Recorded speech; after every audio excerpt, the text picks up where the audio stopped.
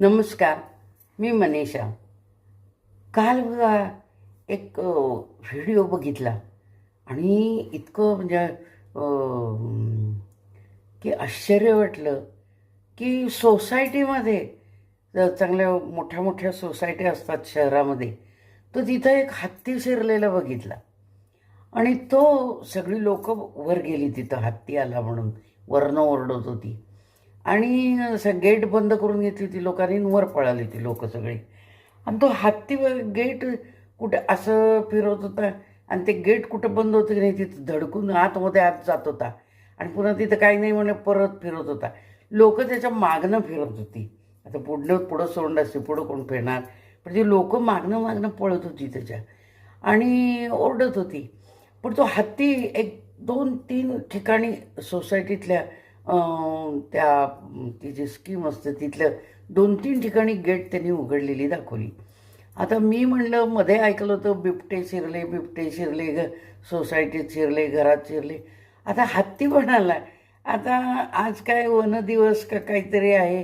आता ते मला असं वाटायला लागले की ते असं म्हणतायत का काय की लोकांनो तुम्ही आमच्या जंगलात येऊन राहिलायत, तिथं घरं बांधून राहिल्यात, फ्लॅट बांधून राहिल्यात, आता आम्ही कुठं जायचं. आता ते नदी नाल्यावर तर बांधलेच आहे, ते पाणीला जायला जागाचं नाही म्हणून ते पाणी सगळं गावातच येते. आता ही जनावरं सुद्धा इथं यायला लागली, माकडं तर किती येतात.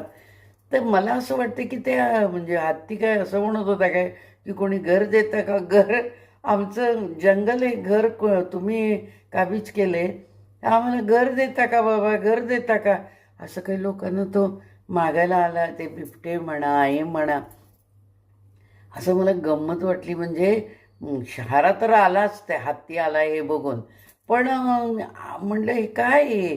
तर आत्तापर्यंत कधी असं गावात आलेलं आपण पाहिलं नव्हतं. पाळलेले हत्ती वगैरे यायचे, पण तो एकटा हत्ती असा सोसायटीत फिरताना बघितला. त्याच्याबरोबर काय कोण माहूत नव्हतं, कोणी नव्हतं आणि गेट धाडकन उघडून आतमध्ये जात होता.